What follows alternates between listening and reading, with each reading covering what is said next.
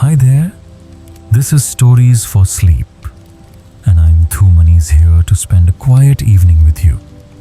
A space where nothing needs to get done, where you can let the day go gently.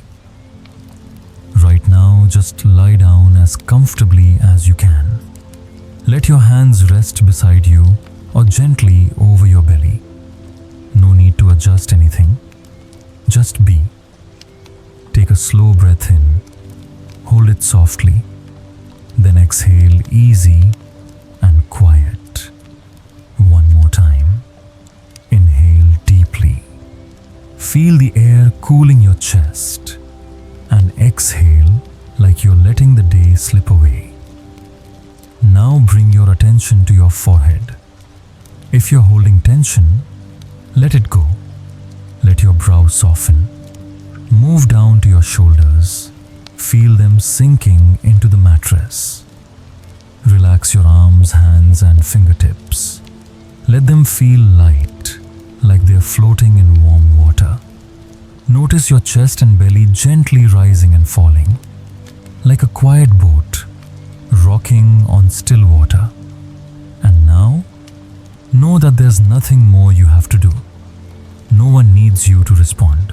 No one is waiting. This moment is just for you and for a story told softly to help you rest. Whenever you're ready, we'll begin. A master answered the biggest question in life by raising one finger. Hey guys, tonight we are stepping into a strange little corner of Zen where a single finger, raised in silence under the moonlight, could contain an entire lifetime of wisdom. Imagine this: you're walking through a quiet temple courtyard, the kind where even the shadows seem to be meditating. The air is cool, your breath feels slow, and somewhere in the distance a night bird calls. Then out of nowhere a monk asks his master what is Zen. And instead of giving a long lecture or chanting a sutra, the old man simply raises one finger.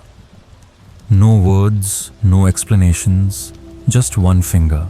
You'd probably think, that's it. I walked all the way here for this. And yet, they say that moment changed everything for the young monk who saw it. Maybe it's a trick. Maybe it's nonsense. Or maybe you're about to find out why your brain might melt in the best possible way. So before you get comfortable, take a moment to like the video and subscribe, but only if you genuinely enjoy what I do here. And hey, tell me in the comments where you're watching from and what time it is right now.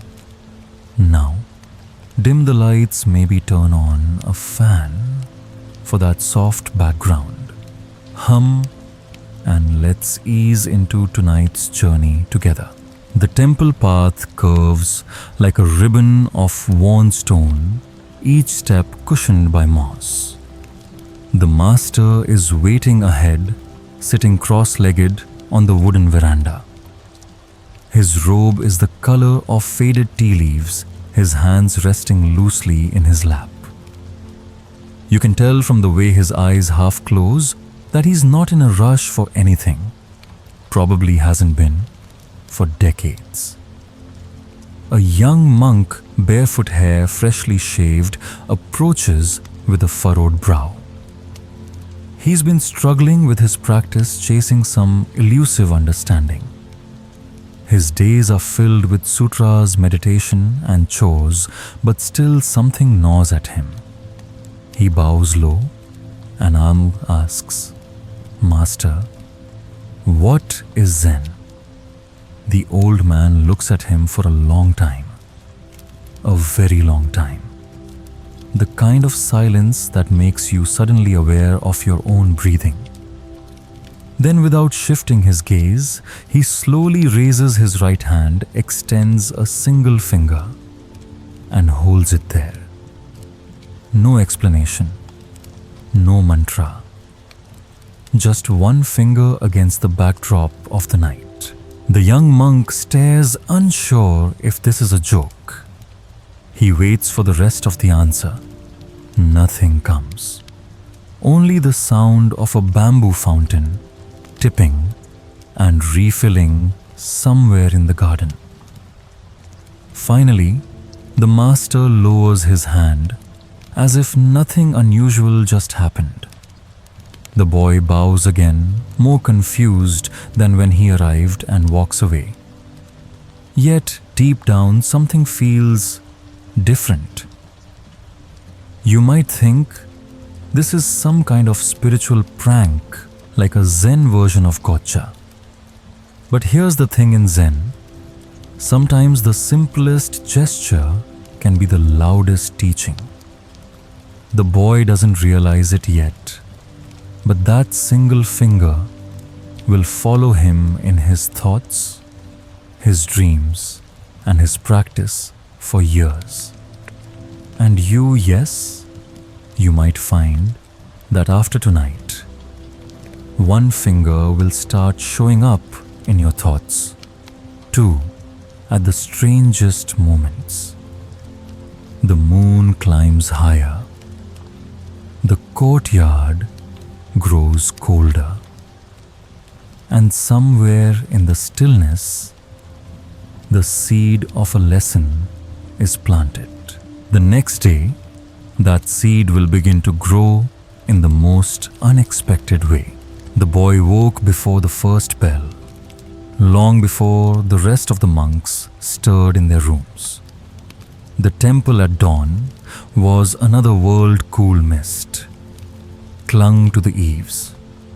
The smell of damp wood filled the air, and the faint coo of doves echoed from somewhere beyond the walls. He couldn't stop thinking about that one finger. It had been such a small thing, a tiny gesture, but the memory was sharp like moonlight on still water. He replayed the moment again and again, as if a hidden meaning might suddenly appear if he stared at it long enough. At breakfast, he sat across from an older novice who seemed to notice the distant look in his eyes. "You look like someone stole your rice bowl," the novice whispered, smirking. The boy hesitated, then said, "The master, last night, I asked him what Zen is, and he just raised one finger." The novice's smirk faded. "Oh." He leaned in, lowering his voice even further. "You should probably remember that." The boy laughed under his breath. "Remember what, a finger?" But the older novice only gave him a look, half warning, half amusement, before returning to his rice. Days turned into weeks and something strange happened. Whenever the boy meditated, the image of that finger appeared in his mind. Whenever he walked the garden paths, the gesture seemed to hover in the corner of his vision. He began to imitate it in secret, just to feel if anything changed. One afternoon, while sweeping the courtyard, a group of younger boys crowded around him. One of them asked, "Hey, what's Zen?" The boy paused, leaning on his broom. Then, without thinking, he raised one finger.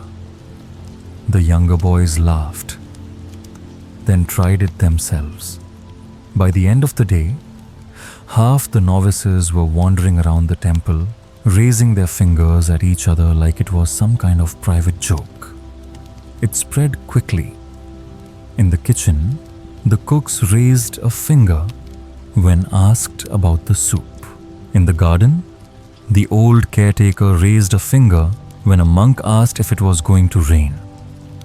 Soon the gesture became a kind of code, a silent answer to any question, serious or silly. And yet, no one seemed to know what it actually meant. Late one evening, the boy caught his own reflection in the water basin outside his quarters. He was standing with one finger raised, smiling without realizing it. That's when he felt it, the tiniest flicker of something warm and quiet inside, as if the gesture itself carried a secret that words would only ruin. He didn't know it yet, but this little act of imitation was the start of a much larger story. Some teachings grow like slow vines, twisting and reaching over years.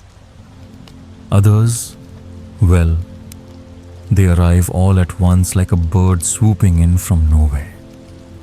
The next time he saw the master, both of those ways of learning would collide.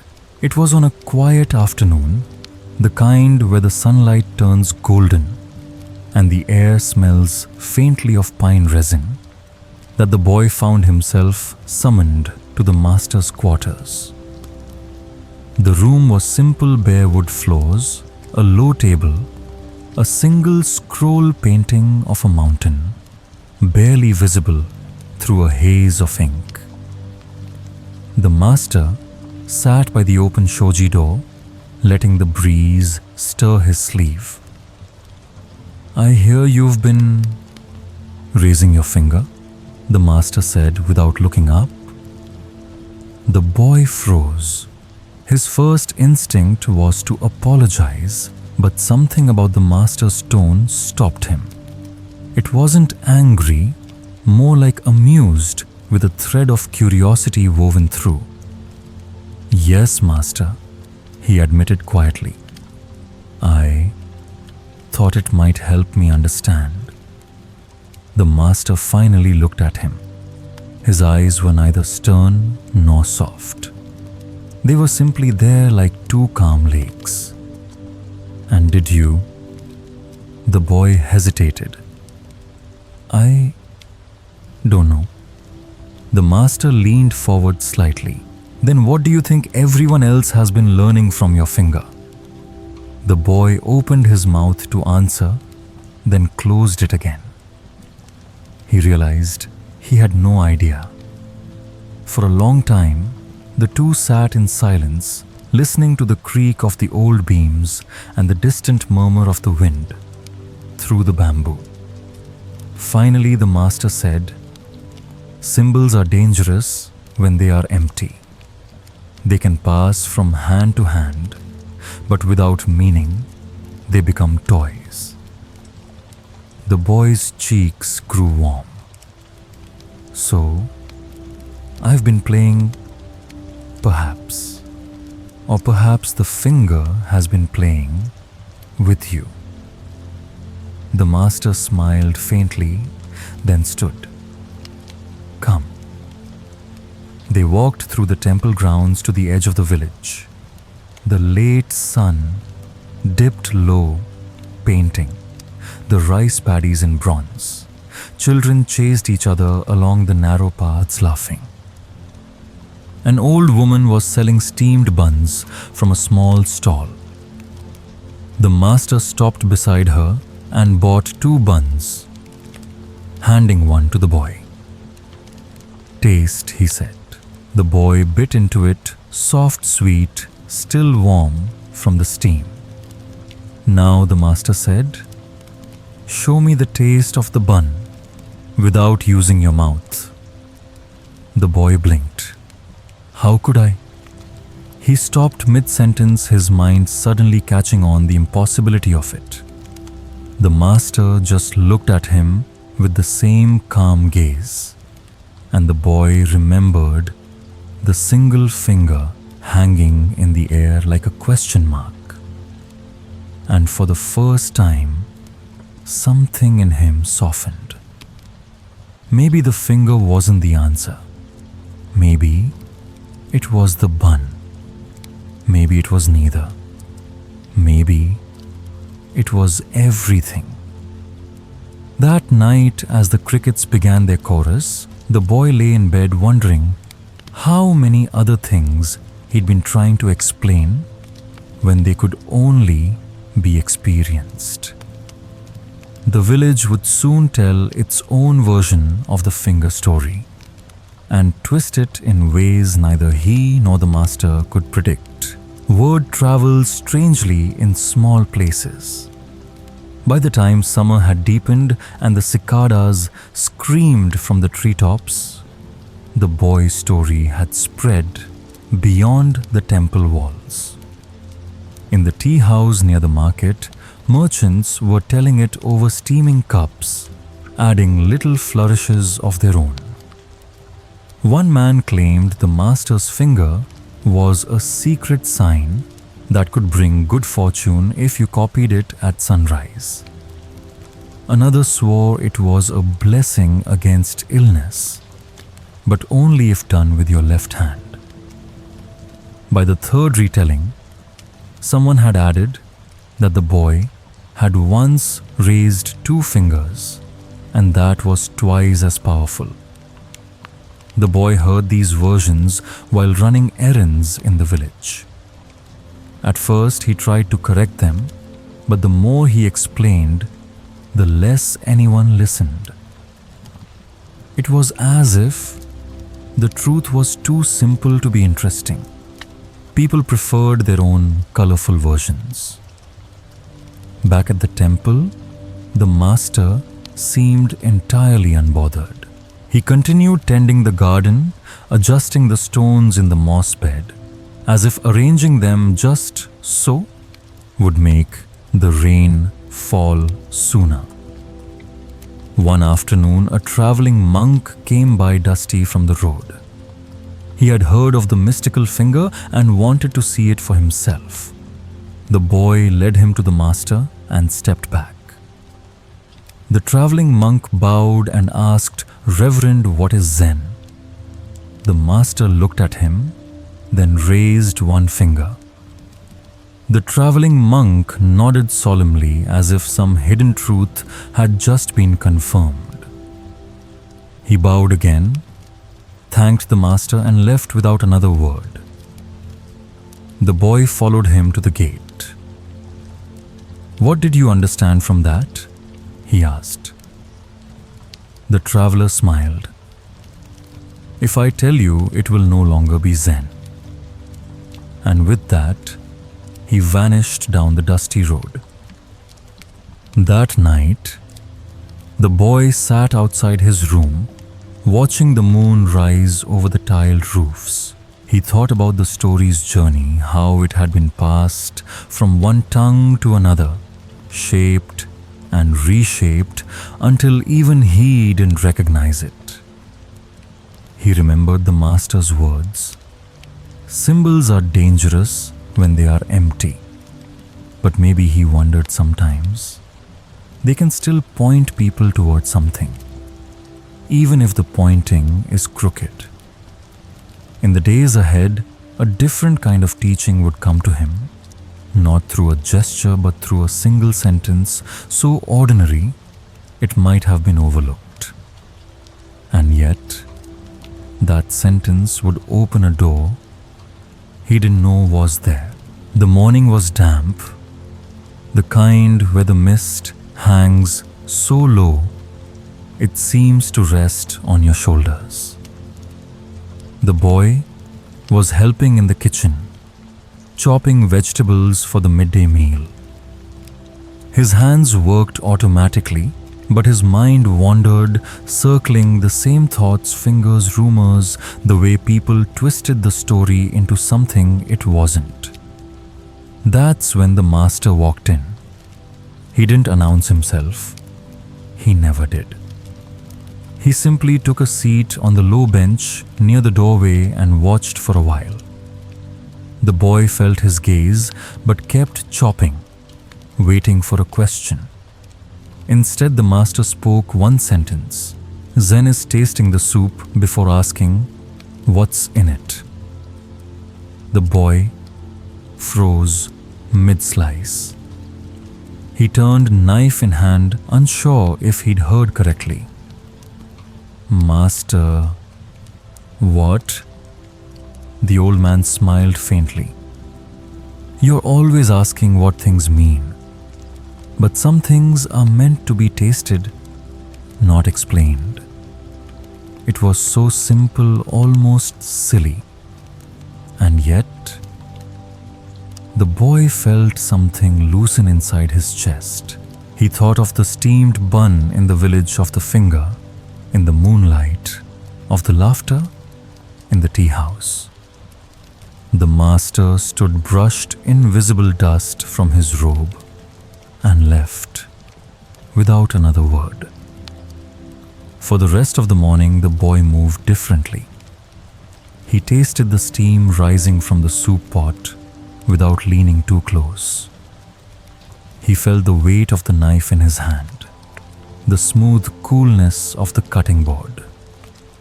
He noticed the sound of the water boiling, not just heard it, but felt it in the floorboards under his feet. When the meal was served, a group of novices sat together in the hall. One of them, curious about the soup, asked, "What's in it today?" The boy smiled. "Taste it." They laughed, thinking he was being evasive. But as they took their first spoonfuls, a quiet fell over the table, not from revelation, but from the simple act of paying attention. Later, walking through the temple garden, the boy realized the sentence the master had given him wasn't meant to replace the finger. It was something else entirely. A bridge between the gesture and the taste, between pointing and experiencing. It wasn't the last time the master would speak in riddles, but it was the first time the boy understood that some riddles aren't meant to be solved, they're meant to be lived. The next lesson wouldn't come in words at all, but in the clearing of a sky that had been grey for days. The rain had been falling for 3 days straight. Not the fierce, rattling kind, just a steady, endless drizzle that blurred the edges of everything. The courtyard stones were slick. The moss deepened to a richer green, and the air smelled faintly of wet earth and cedar. The boy sat under the eaves watching droplets form on the tips of the roof tiles before falling into the puddles below. His chores were done for the morning, and with nothing else to do, his mind wandered toward that familiar itch. When will I finally understand?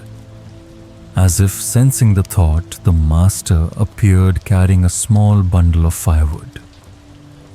He placed it just inside the veranda and settled beside the boy, both of them watching the rain. "Do you hear it?" the master asked. The boy tilted his head. "The rain?" The master nodded. "It falls without trying." The boy frowned, unsure if this was another riddle. But rain doesn't have to try. It's just rain. The master smiled.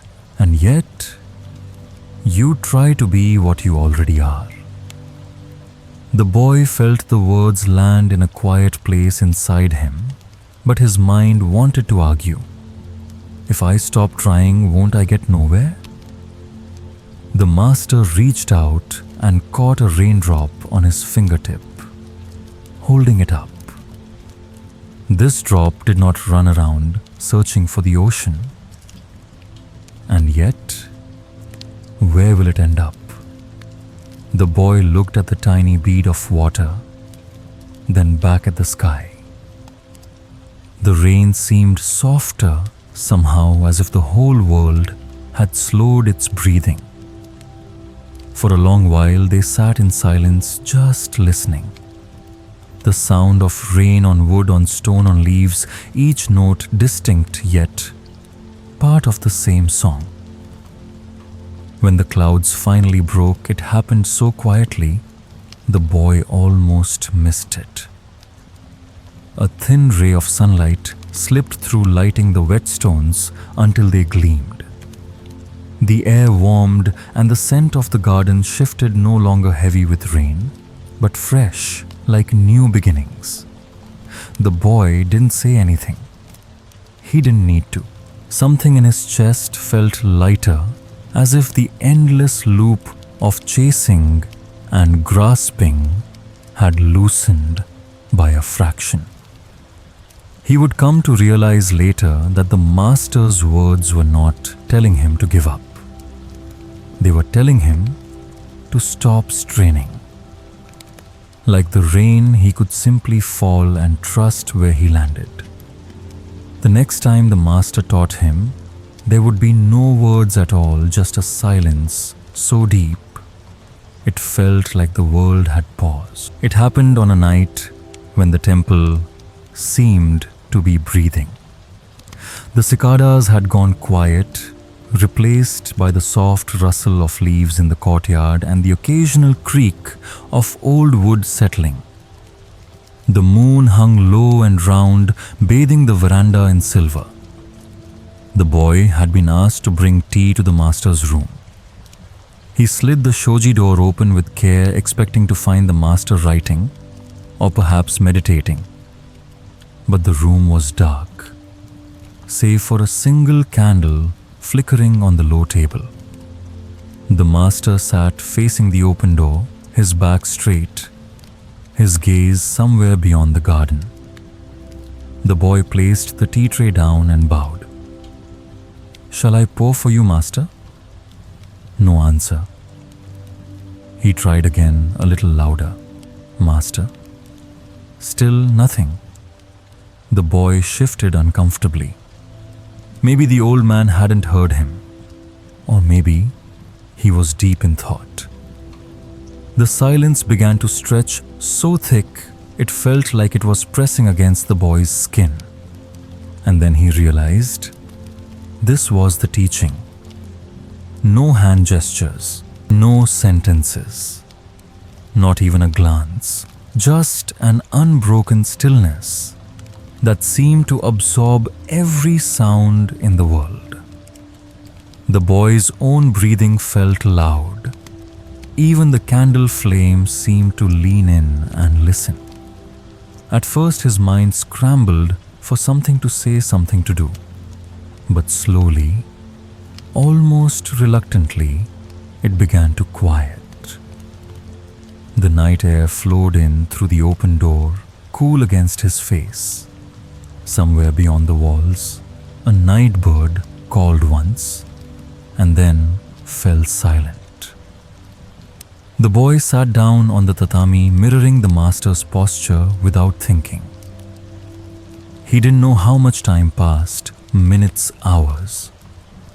But eventually, there was nothing left to fill the space between them.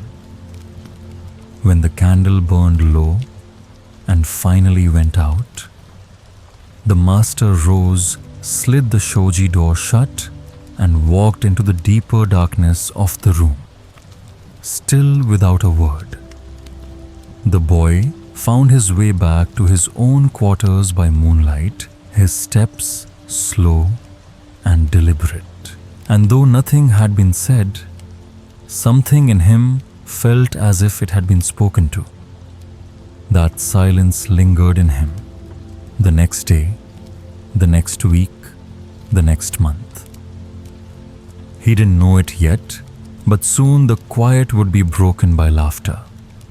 Loud, unstoppable, ridiculous laughter from a Zen master who found joy in everything. The laughter came first, before the boy even saw who it belonged to. He was returning from the village with a bundle of firewood when the sound spilled out from the main hall. Not a polite chuckle, not the restrained, temple-appropriate laugh he was used to hearing, but a full-bodied, belly-deep roar that shook the paper screens. Curious, he peeked inside. There, seated cross-legged on the tatami, was a visiting master from another province. Robes, loose hair, slightly wild eyes, crinkled with amusement. Around him sat a small circle of monks, including the boy's own teacher, who was grinning like a child at a festival. The visitor had just been told a question by one of the novices. "Reverend, what is the meaning of life?" Instead of giving an answer, the visiting master had burst into laughter. Not in mockery, but in pure, unfiltered delight, like someone had just reminded him of the world's greatest joke. The boy slipped into the room, quietly sitting at the back. The laughter went on for a while, rolling and fading, then rolling again, like waves. Finally, the visitor wiped a tear from his eye and said, "You really want me to explain the meaning of life?" The novice nodded, trying not to smile. The visitor leaned forward and whispered, "It's exactly like asking why water is wet." Then he laughed again, the sound filling the room like warm sunlight. Some of the monks joined in. Others just shook their heads. But the boy noticed something. His own master wasn't laughing at the answer. He was laughing with it. Afterward, as the crowd dispersed, the boy approached the visiting master. "Why did you laugh so much, sir?" The man's eyes twinkled. "Because you all keep looking for answers that are already stuck to your faces." How could I not laugh? The boy walked away with a half smile, unsure if he understood, but feeling oddly lighter. That night he caught himself chuckling while brushing his teeth, remembering the way the man's laughter had wrapped around the room. The next days were different. Little annoyances didn't stick the same way. When the laundry line broke and all the robes fell into the mud, he laughed. When he burned his tongue on hot tea, he laughed. It wasn't forced, it just happened. One evening, while stacking firewood, he thought, maybe laughter is also Zen. Not the sarcastic kind, not the sharp, cutting kind, but the kind that blooms naturally without trying, like rain falling, like a finger pointing, like steam rising from a soup pot.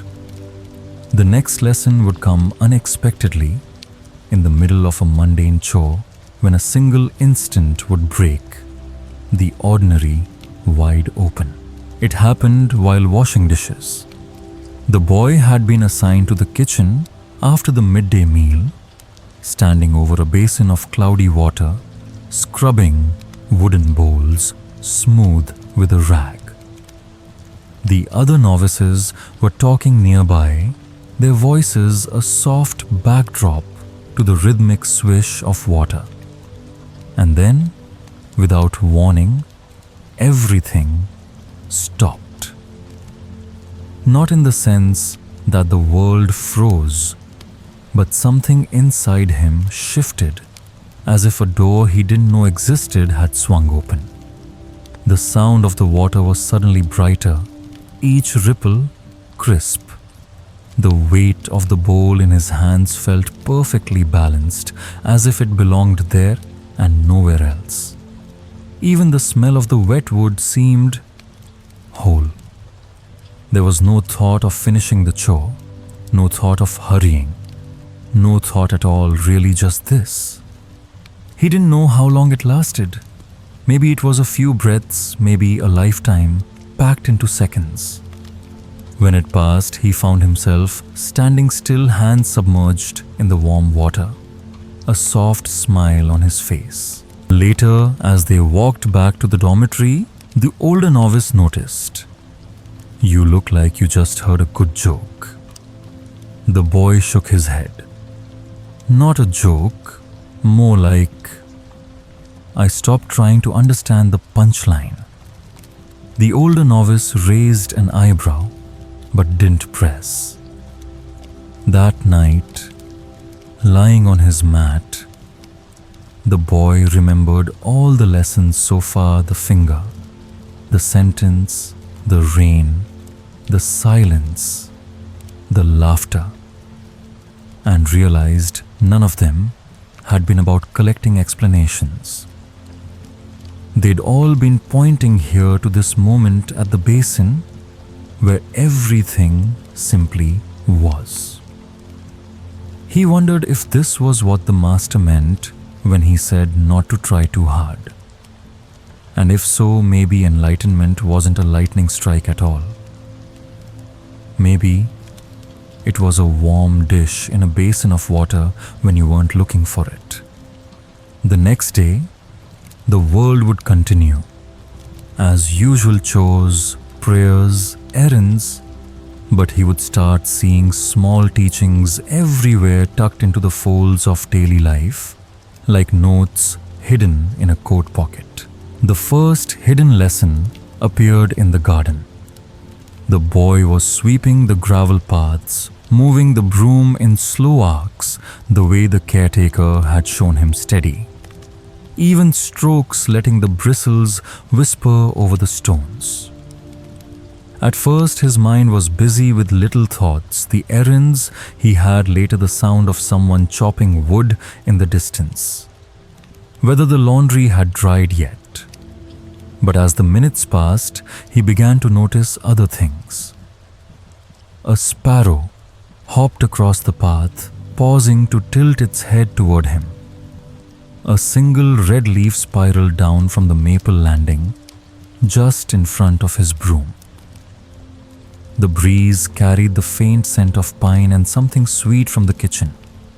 Without trying, he felt his hand slow. The broom moved not to finish the task, but to feel it. He was no longer sweeping to make the garden look clean. He was sweeping because in that moment, sweeping was the whole world. When he finished, he stood for a while, leaning on the broom, watching the sunlight catch the fresh lines in the gravel. That's when the master appeared at the far end of the path. "Is the garden clean?" the master asked. The boy thought for a moment. "It's not clean. It's here." The master smiled, said nothing, and walked on. The rest of the day unfolded with similar moments. Hanging laundry became a small meditation on the way fabric moves in the wind. Carrying water from the well was about the coolness of the bucket handle in his hand. Even a sneeze during afternoon prayers seemed like a reminder that the body too has its own rhythm. By nightfall, he began to suspect something. The teachings weren't only in the formal lessons or in the master's words.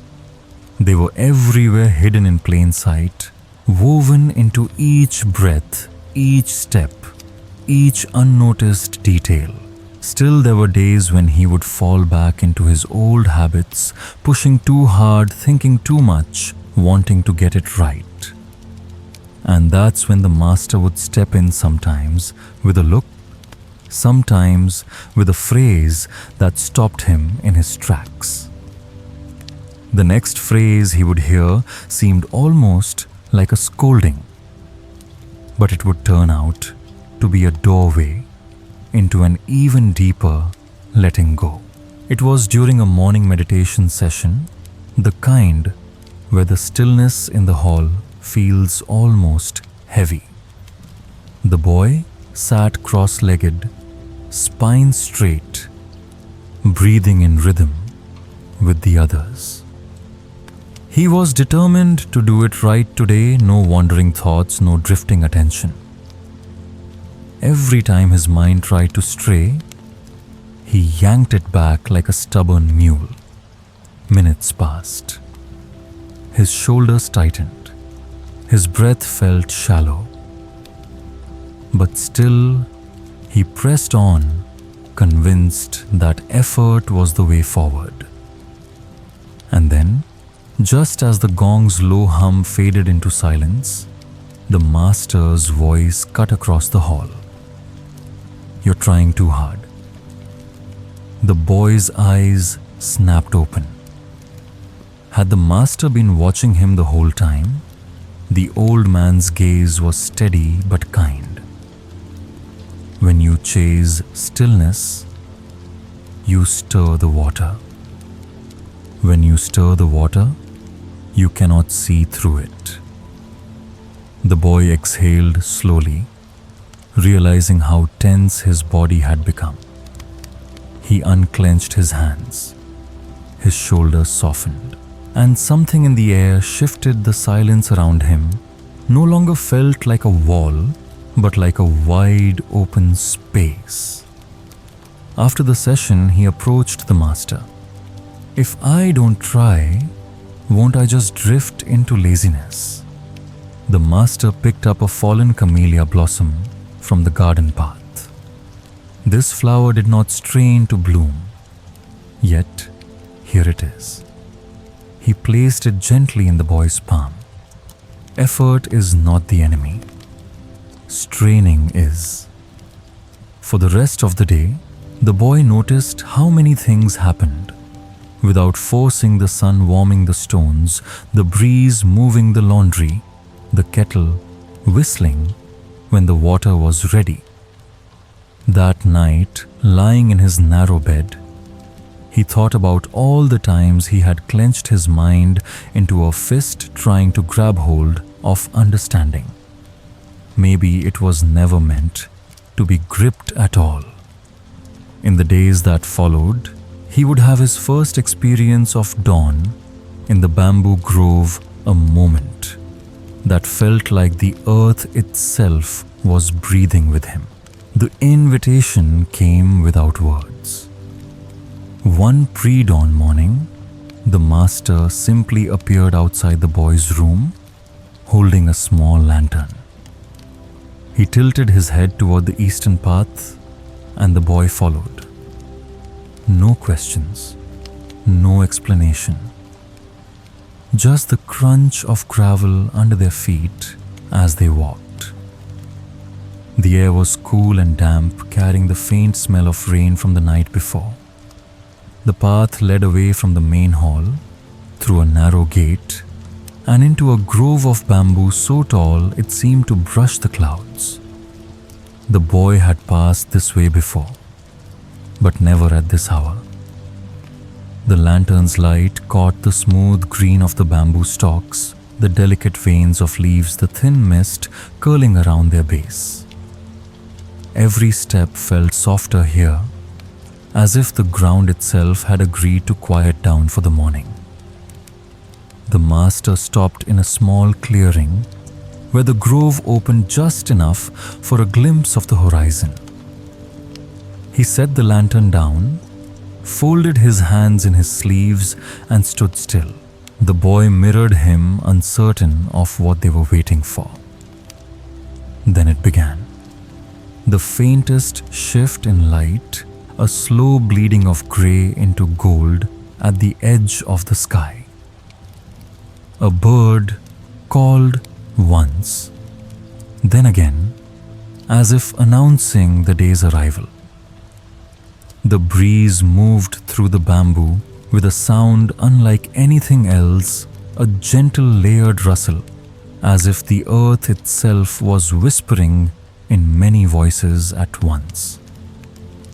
The boy felt his breath sink with the swaying of the stalks. His shoulders dropped. His mind, without being told to, went quiet. There was no trying here, only being. He glanced at the master, who was watching the horizon as if it were the most ordinary thing in the world. And maybe it was. But in that moment, it felt extraordinary. When the first ray of sun broke through the mist, the bamboo lit up in shades of green so vivid, they seemed almost unreal. The boy felt something inside him open wide, steady, and wordless. They stood there until the light was full, then turned back toward the temple without speaking. Later, as he carried water to the kitchen, the boy thought, if the bamboo could teach without words, maybe letting go was the only thing I ever needed to learn. The next lesson would come not from beauty but from loss. The kind of loss that strips you bare until only what's true remains. The loss was small by worldly standards, but in the boy's heart, it felt like a breaking. It began with a letter. A messenger arrived from his home village carrying news that an old friend, the one who had first encouraged him to join the temple, had died unexpectedly. There was no long illness, no farewell, just gone. The boy read the letter twice, then a third time, as if more words might appear to explain it better. But the ink stayed the same. That evening he wandered to the far edge of the temple grounds, where the pines grew close together and the air smelled of resin. He sat on a flat stone holding the letter in his hands, until the edges softened from the dampness of his grip. The master found him there. He didn't ask what was wrong. He seemed to already know. After a long silence, the boy said, I thought I'd have time to see him again, to say the things I never said. The master nodded slowly. Time is a polite illusion. It always bows, but it never stays. The boy felt his throat tighten. I don't know how to let this go. The master looked out toward the darkening sky. When the wind takes a leaf, the branch does not run after it. It simply remains. They sat together until the light faded completely. The master rose first, but the boy stayed. Alone in the growing dark, he listened to the wind moving through the trees. It didn't try to comfort him. It didn't try to take the pain away. It just moved. In the days that followed, the grief didn't vanish, but it loosened its grip. The boy found himself remembering his friend, not with a crushing weight, but with a kind of quiet warmth. One morning, while hanging laundry, he realized something. The moment he had stopped clinging to the pain was the moment the love in the memory could breathe again. Perhaps letting go was not about pushing something away. Perhaps it was simply about no longer holding it so tightly. The next time he would see the master's raised finger, it would mean something entirely different, because now he would see what was beyond it. It happened on an afternoon heavy with the smell of summer rain. The boy was sweeping the veranda when he noticed the master standing at the far end, gazing out toward the mountains. His posture was the same as always, upright, steady, yet somehow at ease. The boy approached, ready to bow, but the master turned before he could. Slowly, deliberately, he raised one finger. The boy froze. It had been months, maybe years, since he had first seen that gesture under the moonlight. Back then, it had been a puzzle. Later, a symbol passed around, like a story told too many times. Now something inside him shifted. He didn't look at the finger. His gaze moved past it, past the gesture, past the form into the open space it pointed toward. And in that space, he felt it the same quiet. He had tasted in the bamboo grove, the same clarity that had slipped into him while washing dishes, the same letting go he had found after loss. The master lowered his hand, eyes soft, and for a moment it was as if the whole courtyard was holding its breath. "You see now," the master said. The boy nodded. "It's not the finger." The master's smile was barely there, but it carried a warmth that seemed to spread into the air between them. It never was. They stood together in the quiet until the rain began a gentle patter on the roof, the smell of wet earth rising around them. The boy thought about how many times he had missed this, chasing the gesture instead of what it was pointing to. He realized the finger had been there all along, in the taste of soup, in the sound of rain, in the sweep of a broom, even in his own laughter. It was never about the finger. It was about where it led. Soon the master would offer him one final teaching, a moment of stillness so complete that words would dissolve, leaving only what remained after everything else was gone. The final lesson came at dusk. The boy found the master in the inner garden, kneeling beside a small stone lantern. The evening light was soft and golden, catching the edges of the moss and the ripples on the pond. The air held that in-between feeling, the world, neither day nor night, but somewhere gently suspended. The master gestured for the boy to sit. No words, no task. Just the two of them side by side, watching as the first fireflies began to glow among the reeds. After a long while, the boy spoke. "Master, I think I understand now. The finger, the sentence, the rain, the laughter, they were all the same lesson." The master looked at him, the faintest smile touching his lips.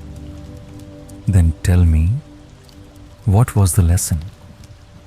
The boy hesitated. A year ago, he would have tried to answer. Months ago, he would have guessed. But now, he simply let the question rest in the air. He turned his gaze back to the pond, to the fireflies, to the way the evening breeze moved across the water without leaving a trace. The master nodded once, as if that was the answer he had been waiting for all along. They stayed like that until the lantern's light grew more vivid in the deepening dark. Somewhere beyond the walls, a night bird called. The world was quiet, but not empty. It was full, brimming with everything and nothing at the same time. When the master finally rose, he said only, "The lesson continues." The boy knew it would. Every step, every breath, every glance at the world would carry it forward beyond the temple, beyond the years, beyond even the memory of a single raised finger. And as he walked back to his quarters, the night air cool against his face, he thought about how this journey had started with a question and ended without the need for one. In the days ahead, he would hear the master speak to the students again, offering another reminder in his own calm way. Don't try too hard. And though those words would sound simple, they would carry the same depth as the finger, the silence, and the laughter. But that is a story for another night. End of script. Sweet dreams.